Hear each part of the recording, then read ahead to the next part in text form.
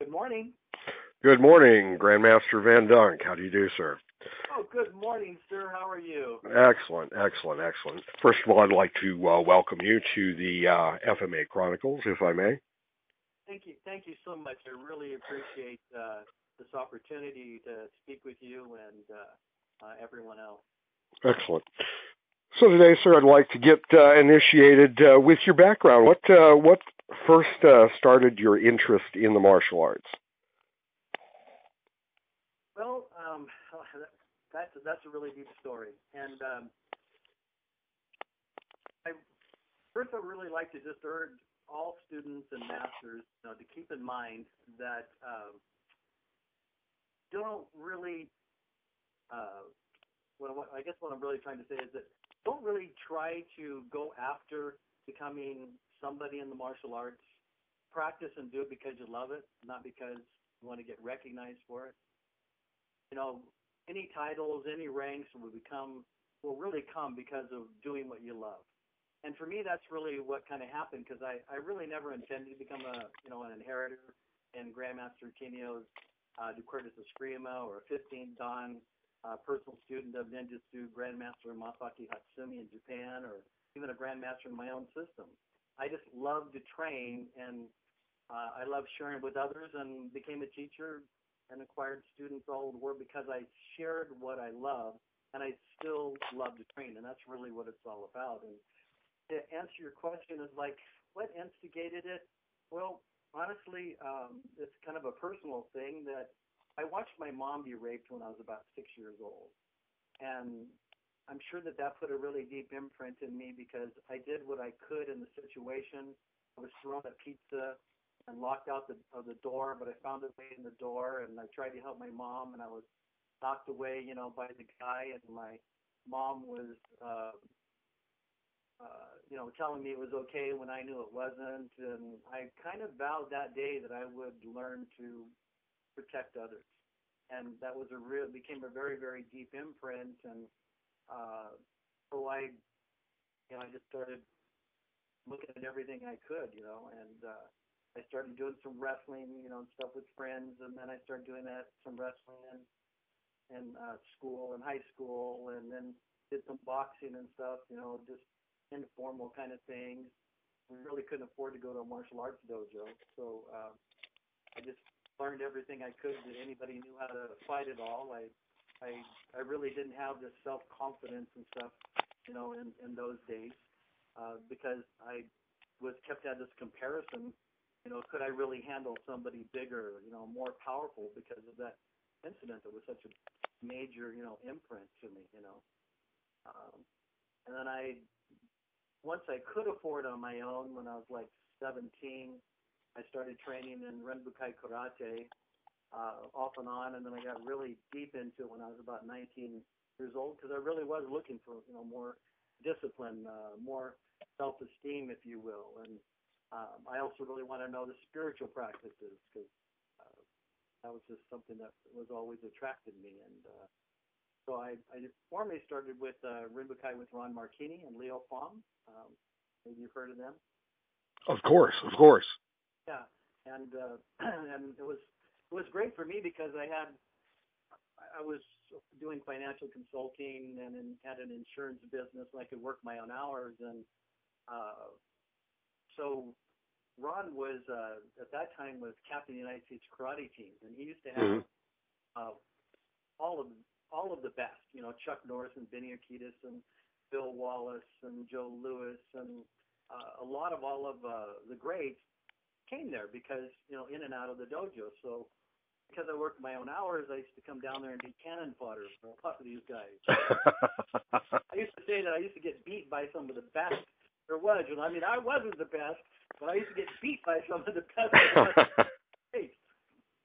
And so it's like, yeah, I mean, I really probably became one of the tougher yellow belts, and it was in those days, and it was a lot more difficult to get a black belt then. I mean, there are guys I've seen that in 3 years I got a grandmaster certificate, these days. But it was like 9, 10 years, to get a black belt. Of course.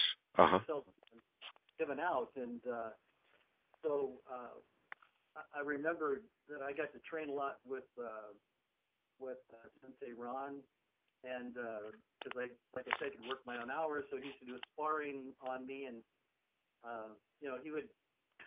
Sorry, just all these memories just float in my mind. Well, of course, that's what they normally do. That's why they're called memories. It's like I remember, it's like I'd be sparring with him. He'd like do a side kick. He had a really great side kick and a back fist, and like boom into the gut. So I started mastering that block, and then he was like kicking me in the head. And sure. Like so, I was like, well, why?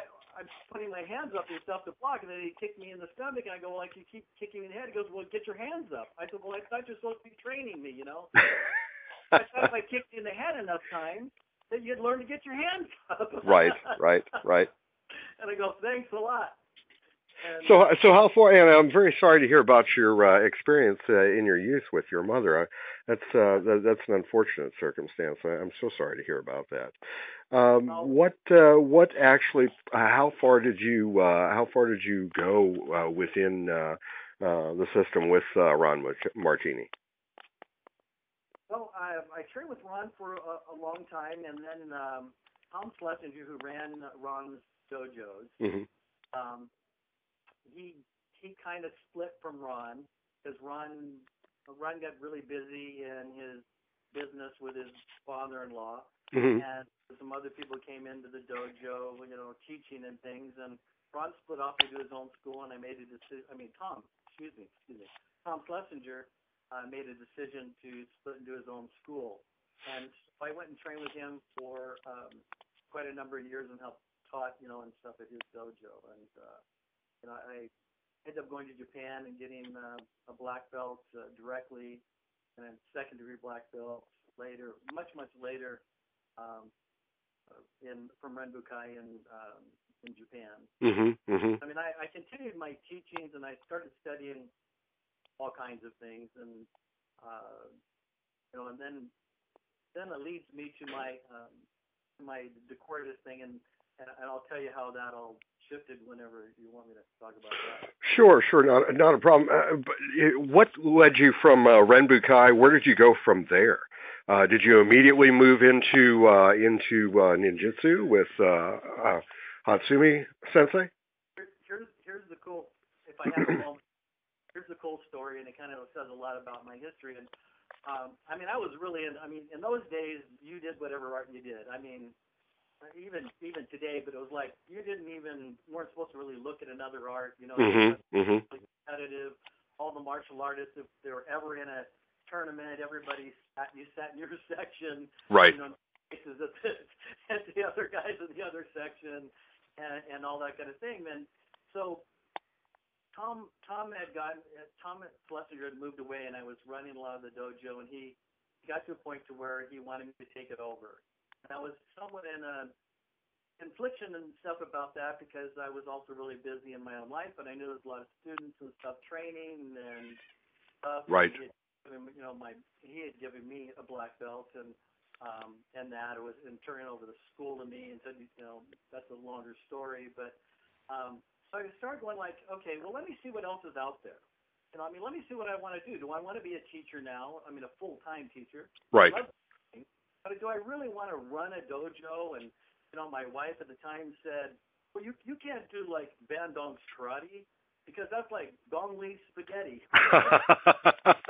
and I thought about that because that's what I was going to call it. It was like that. Nowadays it would be something you do. Sure. But not in those days. It was only the art names, Right. And so I started looking around, and I went to, and I knew Mark Hodel. It had a martial arts store in California.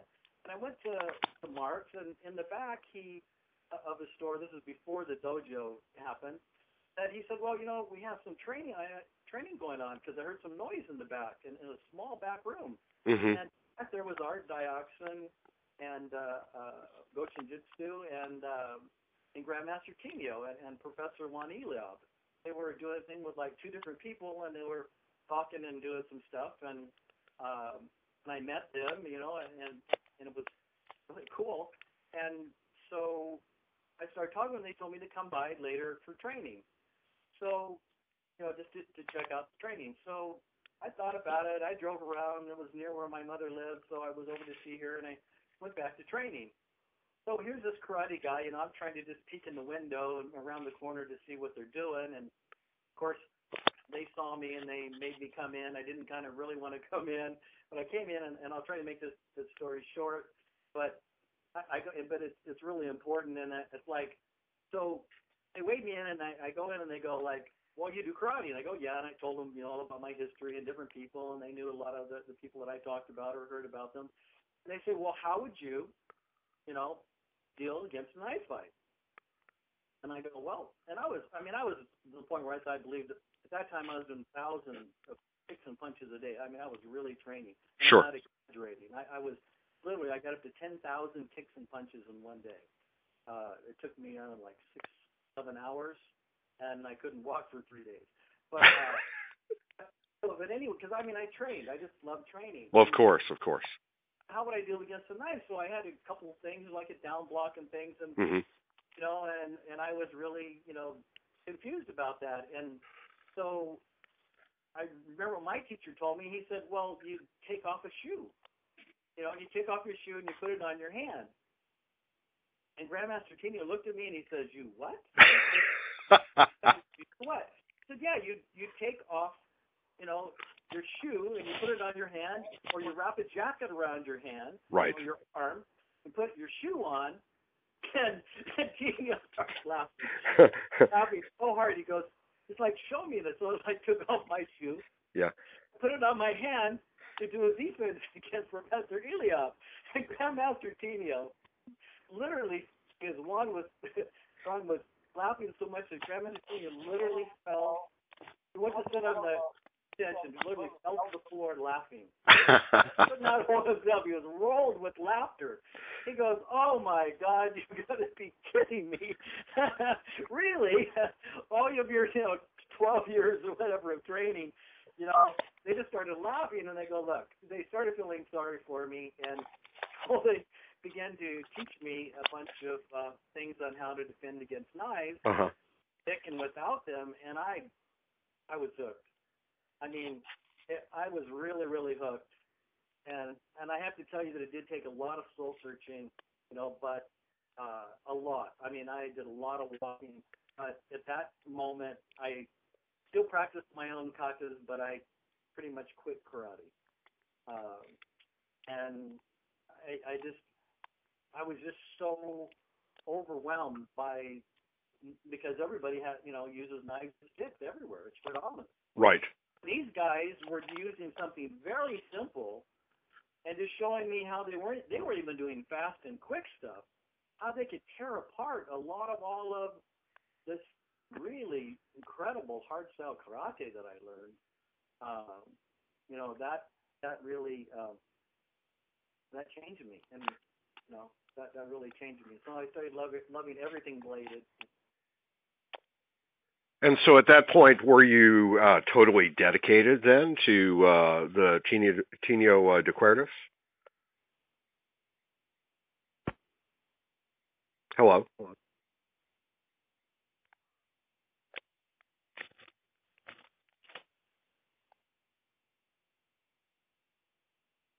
Mr. Vand Donk?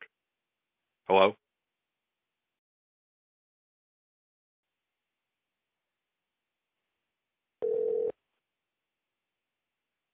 Are you there? I am. So sorry about that. I'm not sure whether it was you or me or whatever. I'm actually in a hotel room, so it may have been my connection. I do apologize.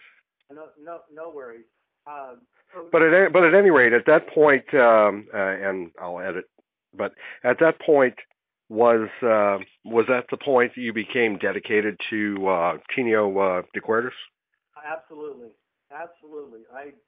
I studied it every bit that I could. I really became massively dedicated to learning it, and started training with, even with my friends, and I just switched all that I was really doing, and I became dedicated in training at that. Now, was this prior to your experience with ninjutsu or after? This is prior. This is prior to ninjutsu, and I studied ninjutsu just a little bit after that, and that contact actually came through Mark Odell. Mhm. Because I kept going and hanging out there at the dojo, and I was really good friends with Mark, and Mark had went on of course, I'd heard about ninjutsu. I mean, I was studying different things about martial arts. Mhm. Mhm. Did a little training. The Mark had went to Japan to an event in the early 1980s, and he came back. He was all excited about it, so I started studying some of the things that he learned, and then I started traveling around to different seminars of different peoples like Stephen Hayes and a bunch of others. And then when Hatsumi Sensei came in the about 1985, I guess I went out and saw him, and earlier than that, Right. like Dayton, Ohio, and the rest. And Mhm. so I was still doing Eskrima when I started some of that, because I mainly went to see Hatsumi because I loved sword. Sure. And I loved, the grappling stuff became, really interesting to Mhm. me. Mhm. To really complement the Eskrima. Absolutely. Really, even though there is some in the Eskrima, and a lot of people do takedowns and some grappling, and Mhm. I have to say that when I was studying that in the 80s, that was done very little. Grandmaster Tenio was also a professor in jiu-jitsu and started studying judo, I think, when he was like 19 or before. I mean, when he was really young. And actually when he was a lot younger than that. So I thought that some of it was more influenced by that. Professor Iliad really didn't do much of the grappling stuff. He liked the stick stuff. Mhm. We were also, with Grandmaster Tenio, involved with Professor Wally J.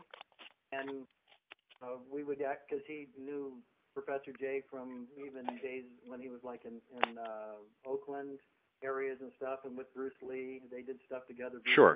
Lee, Sure. Jay, together, and so we got involved with Jiu-Jitsu America, and we would go over and train with Professor J, and he would sometimes come to see us, and it was an exchange where I would teach, and Grandmaster Tenio would teach the Eskrima, and they would teach us some jiu-jitsu stuff, and then he became Grandmaster of the Year for Jiu-Jitsu America. And then there was a lot of things at Camp Danzanru that was a combination where there was lots of different arts that were taught. Mhm. Mhm. With Grandmaster Tenio teaching the DeCuerdes system, I sometimes would teach the ninjutsu, and then be an uke for Wally J at his thing, So it came pretty mixed. But Right. And so did Professor Grandmaster Tenio, did he combine then the jiu-jitsu training within the DeCuerdes? Not really. No, there was a few. No, most of the time in teaching, was teaching in the dojo. He just loved martial arts. The man, had lots of black belts and lots of different things. Mhm. But when he taught, he shared Eskrima. I mean, most of the time. Now, there was a few jiu-jitsu events where he would go over and show the jiu-jitsu guys, it really advanced jiu-jitsu moves. Sure. And, that stuff would happen, and he was just really good friends with a lot of people. But when he taught, most everything he taught, came from the 19 different systems of the Eskrima that he knew. Even though he called his art DeCuerdes, he really didn't teach a lot of the true DeCuerdes. It's his family art, and we can talk about that later, but because there's a confusion on that. Mhm. But his family system of DeCuerdes was, to him, master principles of kind of how to unlock, the doors in like a master system to all the systems, because he studied so many systems comparative to the family system, and he looked at ways, of course, as any martial artist would do, is that how do you defend against whatever it is you're learning? And that's Sure. why I studied a lot of the ninjutsu and jiu-jitsu and some of the other systems I did, and because I had to know you have to know what someone else knows as well to be able to defend against it, and it also was just fascinating, and so it's like.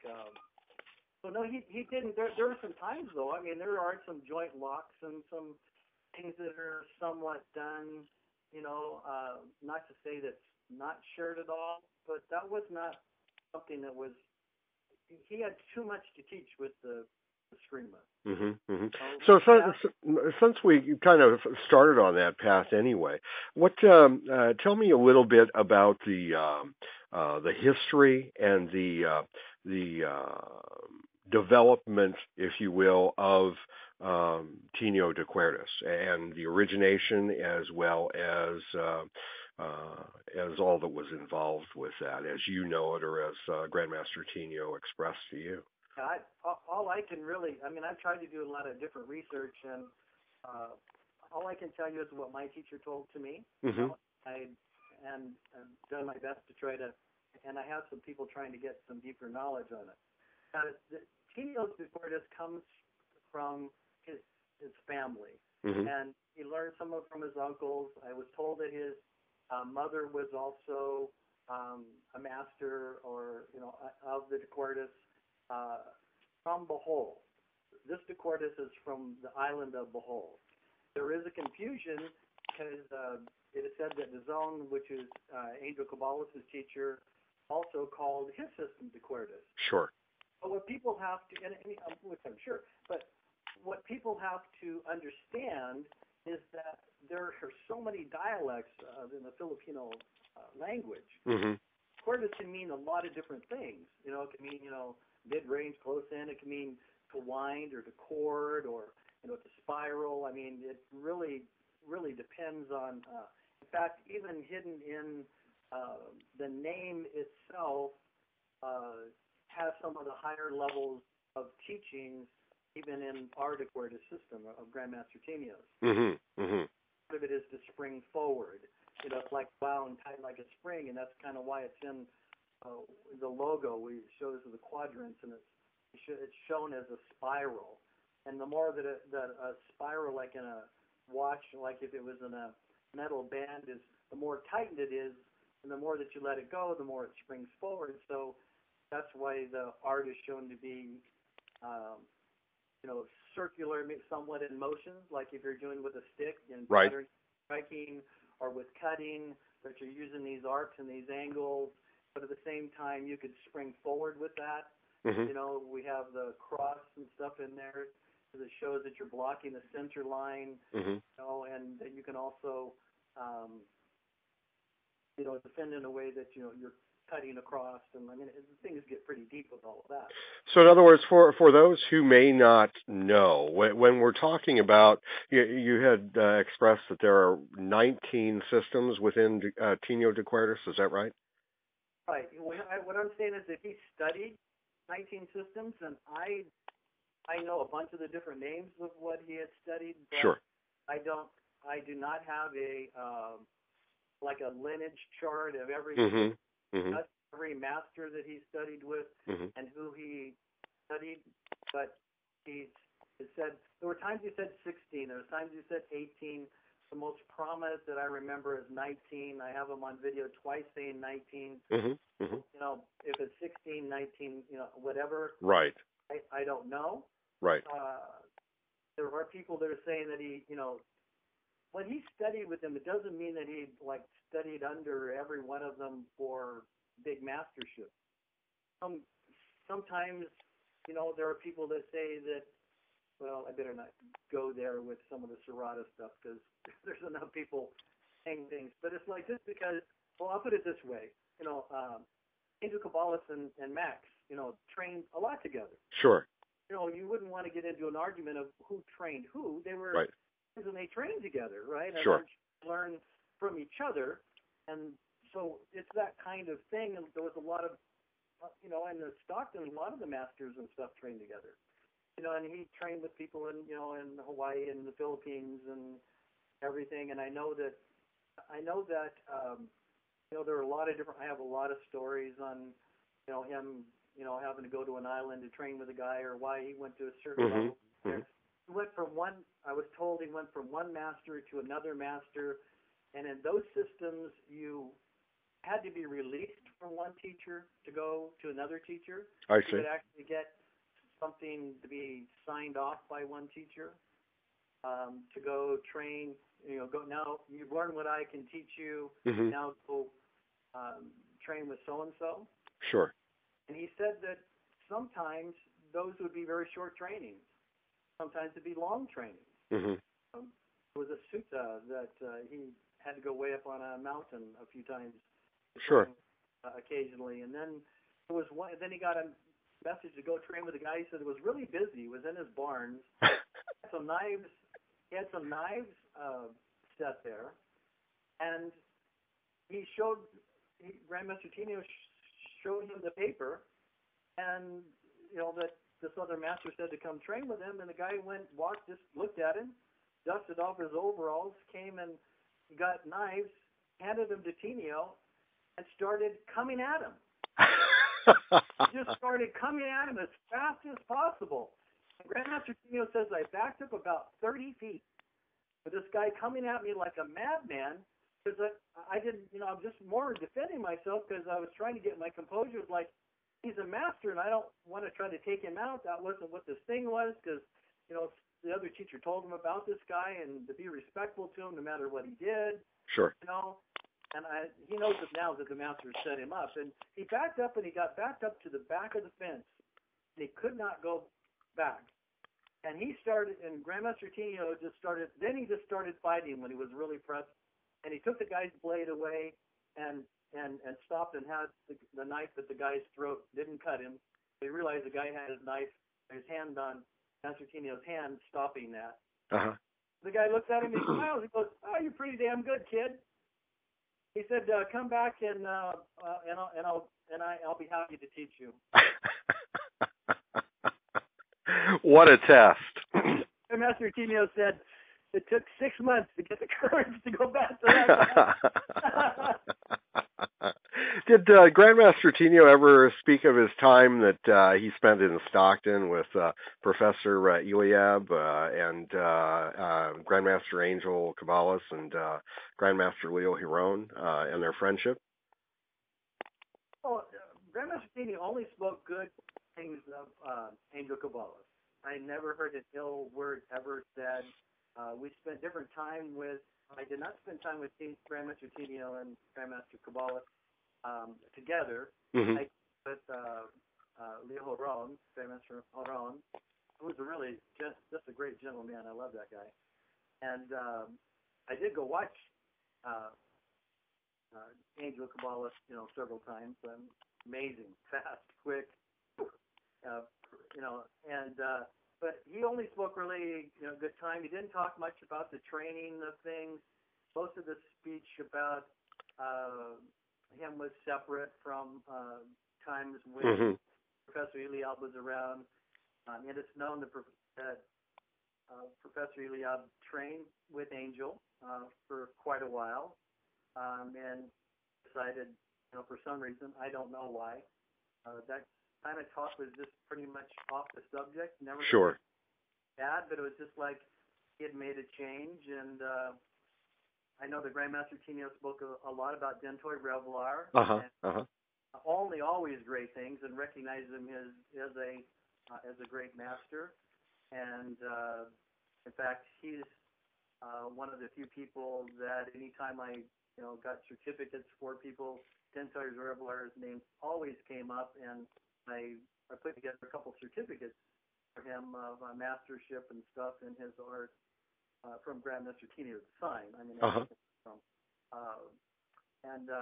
Boy, Dentoy, I just remember his precision. There was a time when Professor Eliab and Grandmaster Tenio were gone somewhere to do something, and I was at the dojo, and Dentoy Revelar came and taught for Uh-huh. the week's classes. Oh, wow. And I have to tell you, I was amazed. He was, I don't know if he thought he was on the spot because he was teaching Tenio's classes or what, but man, he was precision perfect. All I could remember was that I could taken a photograph at any time, any moment, and it would have been perfect. The guy just was, he's a master. Was really proficient. I was happy to have trained with him then. Well, that's so nice to be able to have that experience and to have that relationship with the other instructors. That's a fan that had to be a fantastic time and a wonderful experience. Well, it was, and my training was I learned Serrata, Hmm.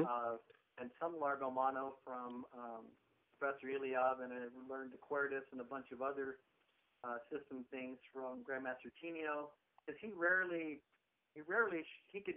would come around, and he liked hands-on, one-on-one type teaching. Something would be shown, and then he would go around and he liked sharing things with everybody and checking out if we were getting it or not. Sure, sure. Hopefully, everything he showed was something different than Serrata. He would come around and show Uh-huh. me if I was doing something. He knew it, but he uh, his sharing was stuff that was not really how do you say, as systematic. Okay.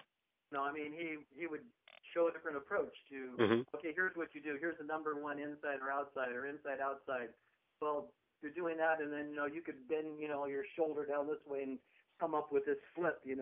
over the blade over as you're defending against that number one strike, and then come in and stab, and and then do an aura base, and then it's like it was mixed, and it was difficult to define, and it took a lot of years until I actually went back and said, please define, as he was getting older and I was doing a lot of seminars with him. He was coming and doing ones in Santa Cruz and stuff for me, and we were doing a lot of demos at places, and he was getting older. And I said, can you please define the DeCuerdes system by itself? And so that's when I got Richard Tenio involved.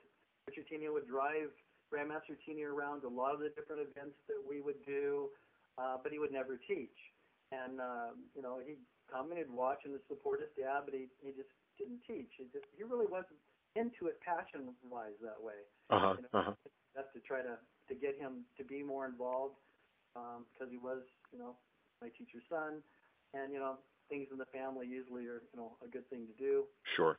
And I really tried. I mean, it was my fault because I really pushed that really hard behind the scenes with Grandmaster Tenio. So, but anyway, we did several weekends where he went through the DeCuerdes system, where we just did that, and I mapped it all out. There's photos on the on my DeCuerdes Facebook channel and other Right. things. Right. So tell me a little bit about your personal outside of yourself as a student and Grandmaster Tenio as your instructor. Tell us a little bit about your personal relationship with him, the family. You mentioned Richard Tenio as well as Mrs. Tenio. How did that relationship develop, and does that still continue? Oh, sure. Oh, I have to clarify the continued relationship with Grandmaster Tenio, but that's what I do. I speak to him a lot. People can take that Mm-hmm. as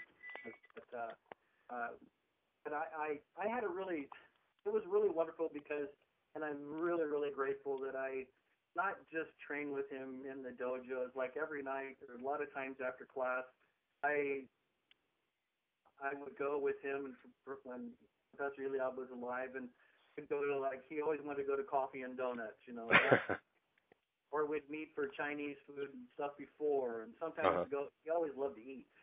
Chinese food was always on the list, and we had a couple of places we loved to go do that. Right. And but I got to spend a lot of private time with him. I got to be a friend, as he always called him Master Tenio. He didn't like the term Grandmaster. So Right. Right.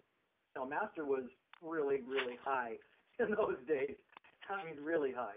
Very few, And even after I got Master title, I didn't even use that for even years and years. I used Professor and things like that. And but I got to be really good friends with him, and we used to do a lot of things together. From picnics to going out to eat. I used to pick him up in the morning and take him a lot of times to different lodge events. Mm-hmm. Mm-hmm.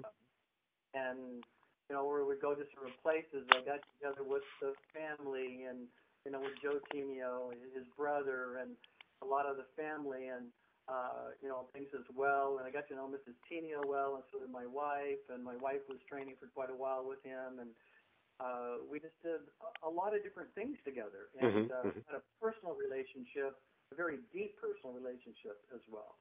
In fact, even after he passed, Mrs. Tenio many times came, or several times, I should say, when she could. I would go to see her. She came and even stayed with us in our home in Santa Cruz when I was living there, and really kept that relationship going. And I really miss a lot of all of that, and very much. And so and there's some of the family I trained with him for about 9 years before I knew that the family trained all the time. The family gets together and they train. Sure.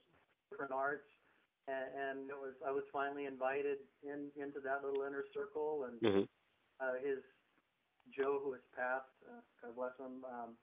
It's like I used to ask him, well, don't you train? What you train? When I would see him with circles, he goes, no. Oh, well, I picked up a stick once. And then when I was invited, then one time to the house, to the family's house, we would start really early in the morning. We'd have breakfast, train in one person's house, go to another person's house for lunch, and then train in the garage or the backyard. And even the kids would run around with sticks and right. Showing me some stuff. And it was funny. It's one of the hardest things for me ever was the little kids, 3 to 5, dragging a stick along the ground, and I'm doing a flow sparring thing with somebody, and they're trying to whack me in the leg. Well, that's great training there in and of itself. But one on each side trying to hit my legs, and I'm trying to move my legs and defend myself. Oh man, I wish I'd had a video of that. It's so funny, just so funny. And luckily, one of the wives opened up the door and go, food is ready, something in Filipino. That was good enough for me, and I had to run out of there. So tell us a little bit more about the family of DeCuerdes as a whole. Do you have a good relationship with everyone that had studied with Grandmaster Gilbert Tenio, and you continue on that brotherhood type of relationship? And how does that work? Well, I really haven't had a lot of contact after moving to Santa Cruz. I've gone back and talked to different people in the family, and things at different times, and cards, and I still have a good relationship with them. There hasn't been a lot of contact. I tried to call Richard Tenio a couple times, and he was just busy doing different things, and so it's been a few years since we've really had any talk or discussion of stuff. And sure. But everything. All my last conversations with everybody has been really, really good, and I keep in contact with Mrs. Tenio, and of course, and as far as other people studying it, I support everybody, and that's my whole thing. Is that my promise? Okay, and I'll say this part now. Before Grandmaster Tenio died,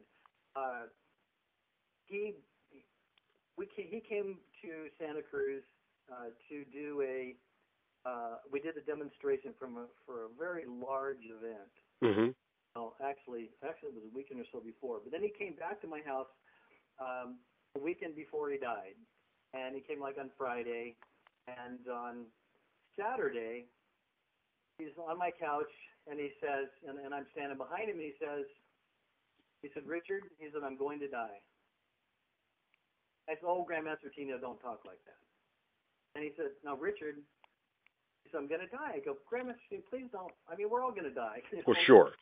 Please don't talk like that. I guess he was kind of just staring out, looking over the yacht harbor, and just thinking about it. And he stands up, and he comes and he just face to face, about 3 inches from my face, and he says, I'm telling you, I am going to die soon.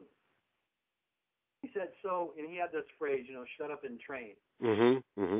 Just shut up and train, or I'm just going to sit back down on the couch, and whatever I know, I'm not going to pass it on.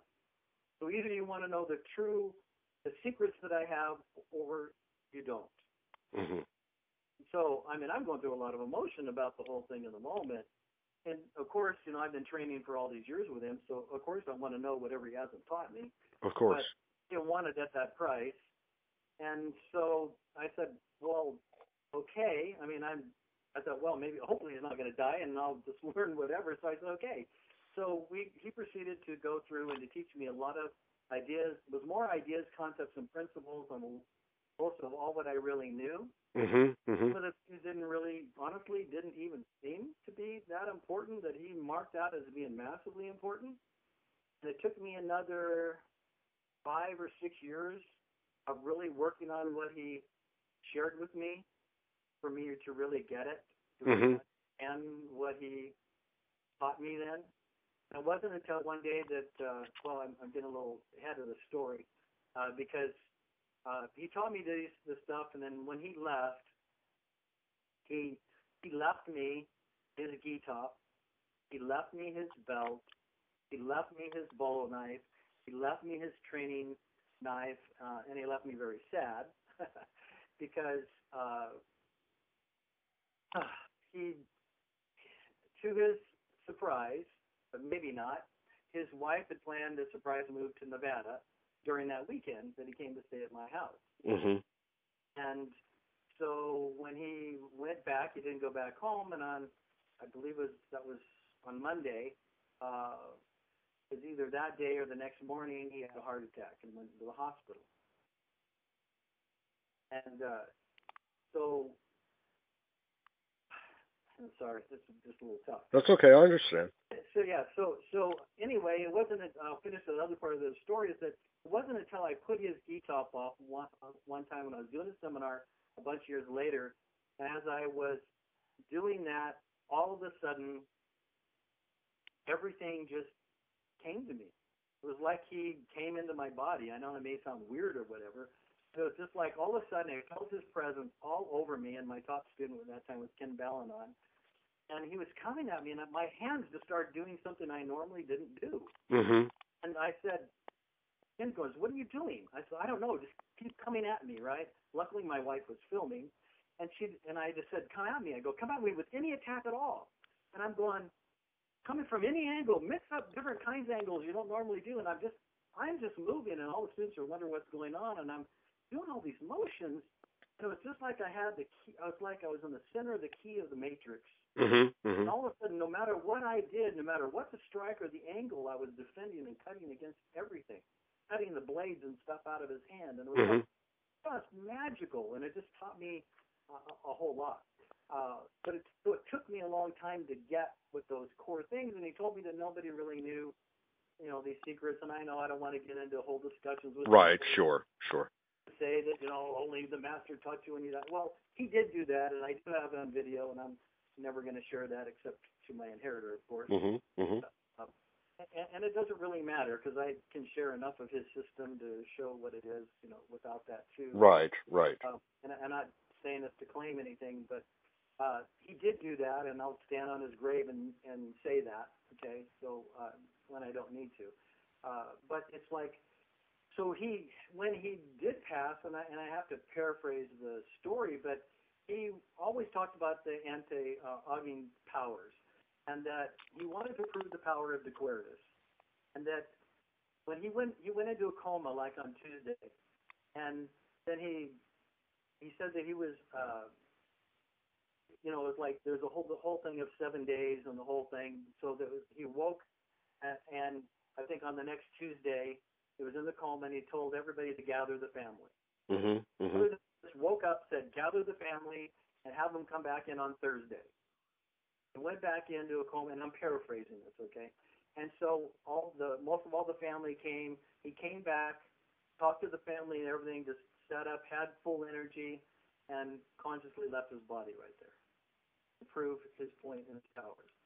And he told me before he died that this is what he was going to do. Wow. This is what was going to happen, and that so anybody can take that for whatever that they want. Now, those powers do exist, and if you talk to people around his family and things, they'll tell you a lot of stories about him with that, and that's why he was one of the Manones, and talked about as an untouchable. That's what he used to say. And I have a lot of experience with those kind of things with him, and it is part of the deeper DeCuerdes system and part of the Sutta teachings that he got from his mother and from an uncle and from this other master he went to on a mountain. So within the inner part of DeCuerdes itself, there are lessons regarding the anting, if you will. Yeah, there's a very, very deep spiritual side to the teaching and philosophy to the system. Mm-hmm. I don't know how many people would train in that, but that's something that I've been, involved with. As I said, even one of the reasons why, along back in this conversation, that I went into even deeper into the martial art and karate, because I looked at the spiritual aspects. I've studied that all my life. I've been all over the world studying different spiritual practices, and sure. And China, Tibet, all over the world. But yes, there definitely is. There's very deep in meditation and philosophy and building. It's really a screamer is about, to me, even in martial arts, is really about building your own inner nature. It's about learning how to empower yourself. In our art, it's all about becoming centered in who you are, because the foundation of even what he learned when he was backed against the fence, that Grandmaster Tenio always had said, is that a true DeCuerdes person never backs up. Once that fight happens, you do not back up. If you back up, you'll get killed. I mean, that became a very big principle in his teachings. When the battle is there, you may position yourself, like in a Largo Mano, thing where you're flowing back and stuff, in a moment. But once that battle is engaged, you do not back up. You do not back up. And you hold your ground. A true escrimador holds their ground. And and I'm not saying, everybody has their own principles. Well, of course. I'm just telling you what Grandmaster Tenio said. Right. So, there have been some times I've sparred and I've had to step out to the left or the right or back one moment, to draw somebody in, and then, you finish it off. But, basically you hold your ground. You have to. But it's more about holding your own inner power. And all of this really is. This is one of the reasons I changed from karate, which is a great system, to the eskrima, is because, it's really easy. Once you have had lots of blades and sticks and stuff coming at you, it develops all the peripheral visions and everything, to where when that's all happening and you're learning to go boom, boom, boom, boom, boom, boom, boom, and handling all that, once a person punches, at you, it's almost like you did yawn and eat a sandwich. Exactly.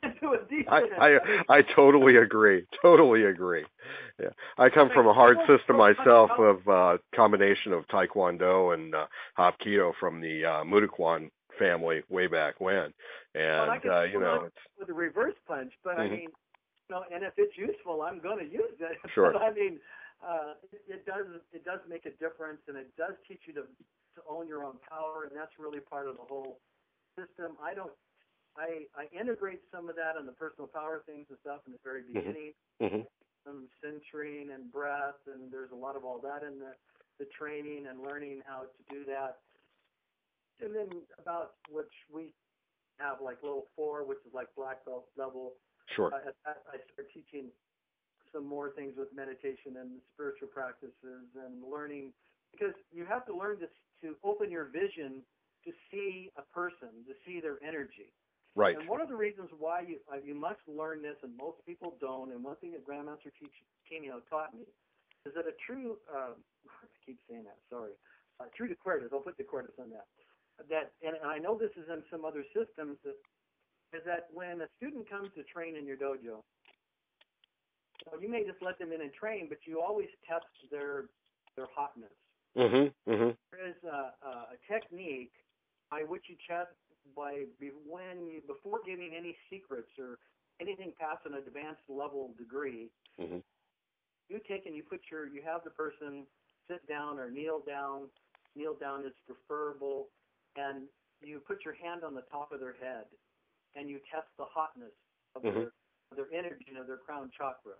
And if you've done enough training and some of this stuff, sometimes you can change the energy. In fact, that's, my desire is to take people out of their fight and the battles between their own two ears and in their heart and everything else, so they can live good lives even though they're learning, defend themselves. Sure. And so some students they're too hot. In fact, Master Tenio, his mother said he was too hot. But he was supposed to be the one to inherit it. Right. So she actually sent him to judo and karate and some other things so that he could learn some other systems, hopefully to humble him a little bit, throw him around a bit, so that before going into the DeCuerdes. Right.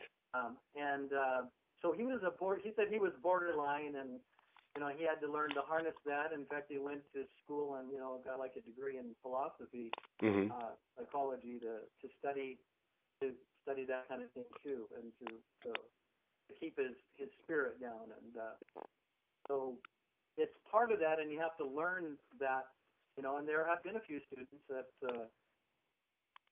even he didn't give direct certification to because of that, and I will not mention names on that. And I was told not to as well. And there's been a couple of students I've had suggested that they go train with somebody else because I don't want to pass those secrets on to them. Sure. Or any knowledge that they can hurt other people with. I can certainly appreciate that. I totally understand. Yeah, you're a grandmaster in martial arts, so you understand that, and we're sometimes surprised by people how they turn when they get something bad happen in their life. Absolutely. Tell me a little bit at this point, if you will, what exactly was Grandmaster Gilbert Tenio's idea, first of all, as far as direct line of succession, and then second of all, where he felt that his system of Tenio DeCuerdes should be, and where he wanted it to go. Okay, sure. That's a great question and a fair question. His inheritorship was to go to Professor Juan Eliab. That's who was trained to take over his system. And Juan Eliab passed while doing what he loved and teaching in a seminar in Hawaii. To all of us because he seemed to be healthy.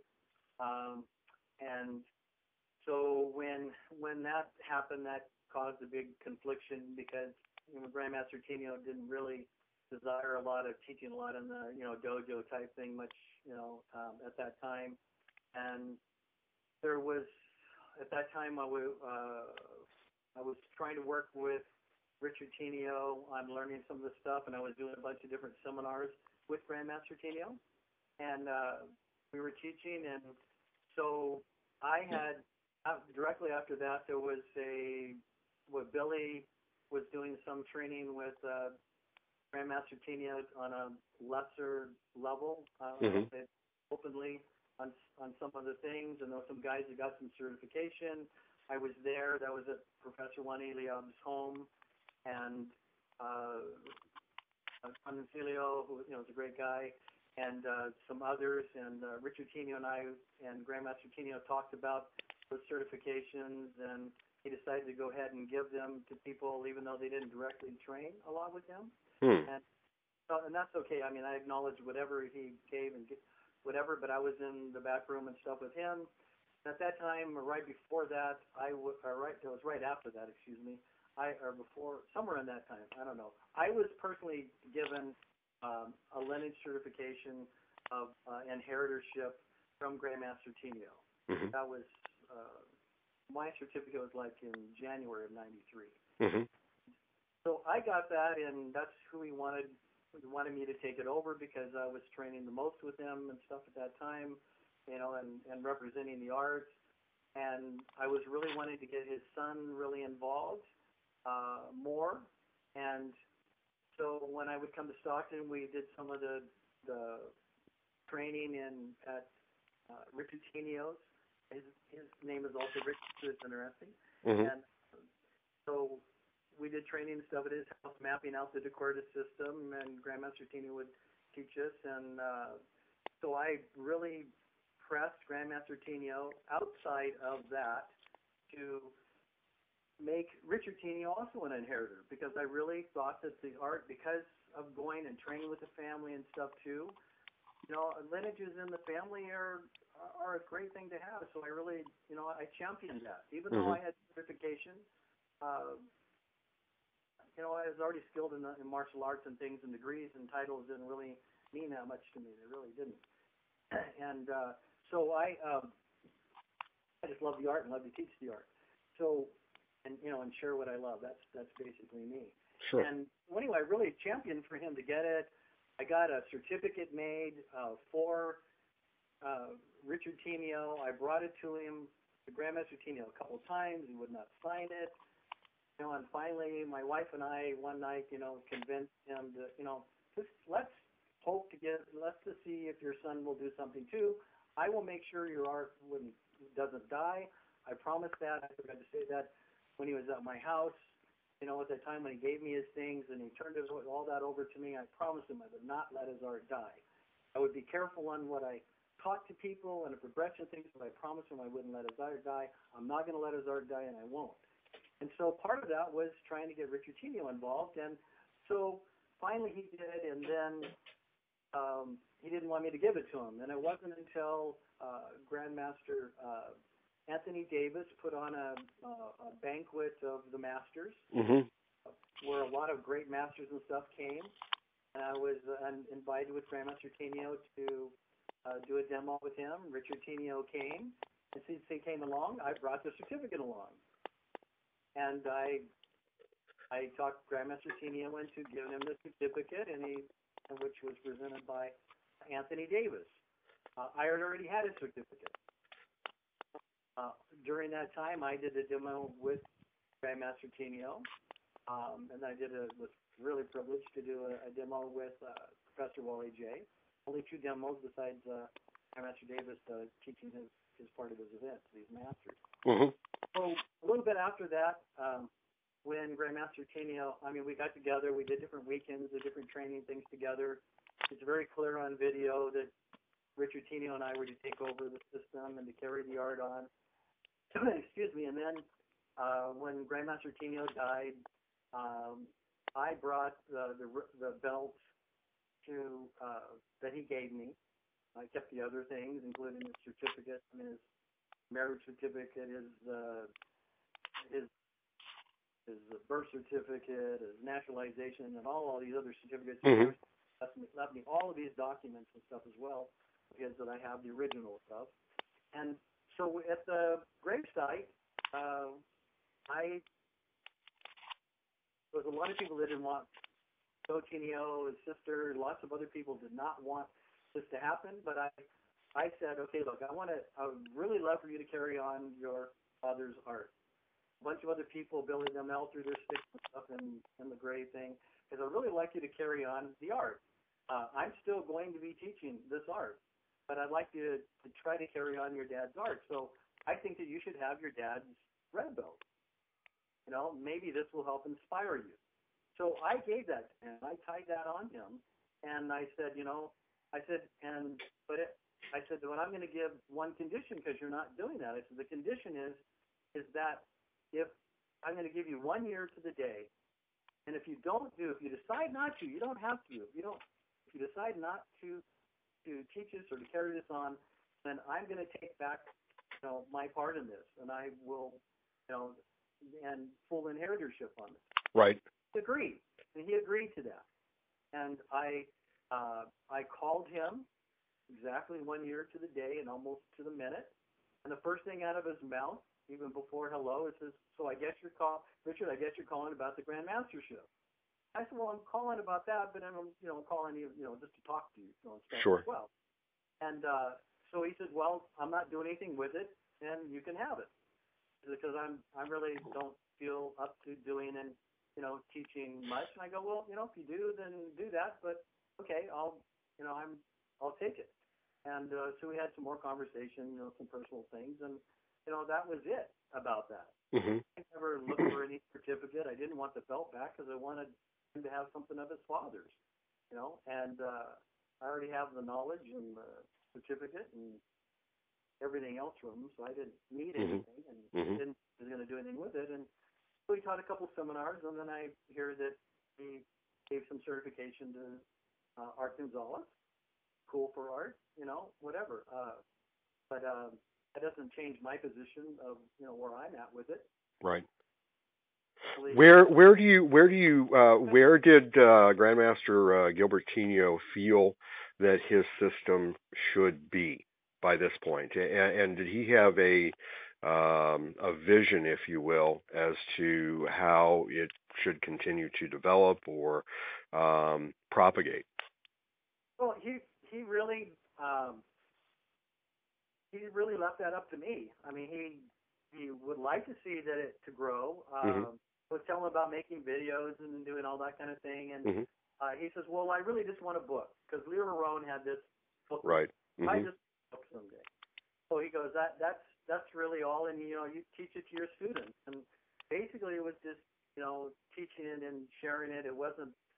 He didn't really have a great vision for it to go all over the world. We had that opportunity with Professor Wally J, and him and I talked about that a lot because we were offered to go all around, and instead of Grandmaster Tenio and myself doing that with him, Professor J chose Ren DeCuerdes to go around and do all that. Hmm. But we were asked actually to do that first.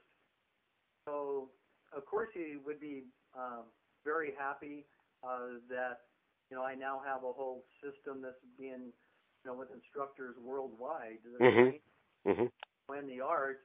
But he just expected for me to carry it on and to share it in whatever way that I saw fit. That's why he turned it over to me. Sure, sure. And so at this point, then I guess where do you feel the system of Tenio DeCuerdes?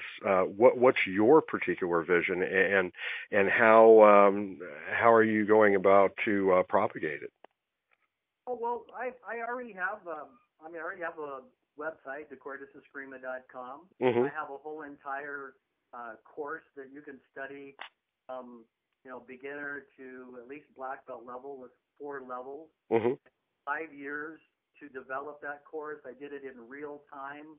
I took students that had never trained in arts at all from all different walks of life and different age brackets. I brought them in the dojo and I instructed them to say yellow belt level, and then I filmed yellow belt level, and I filmed them getting their test, and then I filmed I taught them the green belt level and filmed the green belt level and their test. Hmm. And I did this all the way through for 5 years in real time, so I know that the system works. And plus I have other levels of it filmed. There are people studying it now all over the world. Hmm. Hmm. There's other videos and stuff out. I'm doing some other videos. We'll be doing more seminars. I've been invited all around to do that. And so myself and my students, we'll be sharing like Roman Marquez, and we'll be, Jamie Dakin from Canada, Michael Alto from Finland, and a bunch Hmm. of others all over will be, sharing the arts. The art is, it's growing, and this system won't die from that. I'm going to be putting out some more some videos that will distinctively show the DeCuerdes and how it is separate and different from, say, the Serrata system. I Sure. think Master Tenio be happy with that. And what I will say is that I really, really hope, my great hope and desire is that all the Screamadors, if you're listening to this, or masters or students, is that everybody try to help support everybody else to get along. You may do it different. You may approach the art different. You may have a different name or a title on it. We're all studying Filipino martial arts. The better we can all support each other and get along, and the more we can learn from each other, the more that we can all grow, the more the arts grow. And that's really my desire, is to see how all, especially the masters, to get past the things. I know it's tough when the Grandmaster passes or whatever. But you know what? We got to grow up, be men or women, and just teach the arts, and to share them without all the fighting. And that's just my wish and desire on that. Excellent, excellent. So glad to hear that. Of course, I know that Grandmaster Anthony Davis and myself have both discussed it previously, and to have peace, of course, within the Eskrima community. One of the things that we have discussed in regards to that is to ask if we could honor you with the award of an honorary Grandmaster within the World Serrata Eskrima Federation, if you'd be kind enough to accept that. Well, that sounds cool. Excellent, excellent. We'll have that. We'll have a presentation for you and so forth sometime in the future. But again, as I said, we had discussed it previously, and definitely want to extend that to you.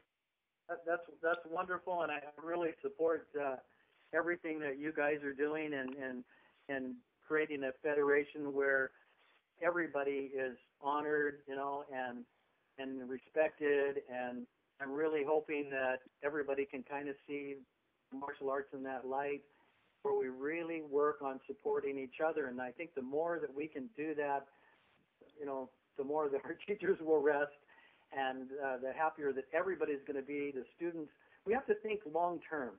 People have to get out of their head, of the space of just their head, and quit thinking about ownership, and they have to think about stewardship. Sure. They have to, and again, as I started, my very first thing is that, and I'm going to go back to that, I never intended to become an inheritor of Tenio DeCuerdes or a 15th Dan, under Hatsumi or a Grandmaster in my own system. I just trained. I trained and I punched and I punched and I kicked and I punched and and I did all of these things, and over time, that responsibility came to me. And so if people understand that it's a responsibility that comes to you, you have to think long term. You have to think, where is this going for the future generations? Do you want to pass on all this same kind of fight and hate? And you always have to fight that. You'd be better off spending your time training. And, I'll end with Grandmaster Tenio's thing that he used to always say when things like that came up. What he would do, he would just turn and say, shut up and train. Right. Shut up and train. Yeah. And I love it. It's like, true, just spend your time training, not on a keyboard, It's like, it's short and to the point, and makes the effective point. One his other one thing was, when somebody would do something, they'd say they knew something, his reply would always be, show me what you got. Show me what you got. He used to bear us really top other masters, like in karate and other things, like, well, show me what you got. This one, like 15th and this and a 6th and this and a 4th and this, he goes, well, show me your best move. If you're going to hit me, strike me, or knock down this old guy, what would you do? And they'd do a move, and they have his counter right there. He's like, oh, that's all you got. Show me what you got. And you know what? It humbled. It was very humbling very quickly. He didn't mean it meaning. It was like, it was a way of humbling. In other words, we've all studied a lot of stuff. Of course. Every day we're good, and a given day, well, we need help. And like, so that's my idea, is just take care of each other, peace to all, and that's just, and let's just train. Let's just support each other and train. That's, I've said it enough, and I really thank you so much for the opportunity, and you and Grandmaster Davis, and for the certificate, and for the opportunity for this interview, and I look forward to speaking with you more in the future. Excellent. It's been a pleasure speaking with you, Grandmaster Vand Donk, and of course, for you to share your experiences with Grandmaster Gilbert Tenio was wonderful as well. Thank you so much for your time, and I know that everyone that will be listening to the interview will greatly appreciate your knowledge. One more time, for those individuals who wanted to gain instruction within the system of Tenio DeCuerdes, Grandmaster Vand Donk has a website. It's DeCuerdes.com. Is that correct? QuerdesEscrima.com. I do apologize. I'm sorry. Okay. And again, thank you again for your time, sir. All right, great. Have a wonderful day.